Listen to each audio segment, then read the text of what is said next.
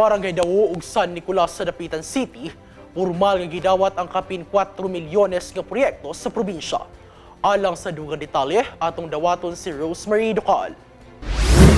Padayon ang pagbubo sa probinsyal nga kagamhanan ug mga proyekto sa katawhan sa Dapitan City, diin kaubang nakapahimulos niini ang duha ka barangay, ang San Nicolas ug Dao, nga mibalor og kapin 4 milyones ka pesos. Niini gipahigayon ang turnover sa Marso 24 ning tuiga, diin gitambungan mismo ni Governor Roberto Uy, Dapitan City Vice Mayor Jimboy Chan o katawhan sa nahisgutang mga barangay.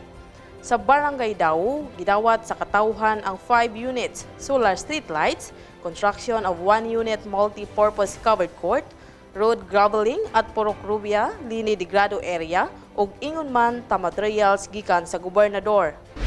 In behalf sa Sangguniang Barangay sa Dakbayan sa Barangay Dao, pinanguluhan ni Kapitan Francis Dikti, buot mo pasalamat ug siya pa gikan gyud siyang kinasing-kasing magpasalamat na wala si gobernador dili gyud makabuti ng gidamgo, dugay ng gidamgo sa Barangay Dao ang makabaton og sa covered court. Kay gikan pa siyang lolo sa iyang uyuan, karon ra gyud natuman ang ginadamgo sa Barangay Dao. So mabuhay ang Barangay Dao. Pinaagi ni pulong Barangay Francis Dikti. Daghang salamat po. Sa laing bahin, 2,580,000 pesos nga concreting o barangay road of 700 meters critical section sub ang napahimuslan sa Barangay San Nicolas, din gidugangan sa personal nga proyekto ni Governor Uy, mao ang household electrification ngadto sa 23 nga benepisyaryo. Giauhag sa gobernador nga magtinabangay ang tanan alang sa kayuhan sa ilang barangay kay padayon sab nilang buhaton ang ilang bahin alang sa ikalambo pa sa dakbayan.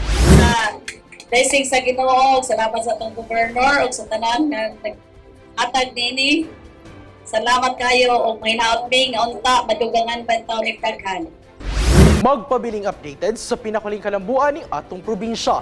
I-like ug i-follow lamang among Facebook page ug mag-subscribe sa among YouTube channel. Kini si Steven Cabalina Bibiloni, alang sa Zamboanga del Norte Provincial News Network. Ang dapig sa kamaturan, duyog sa kalambuan.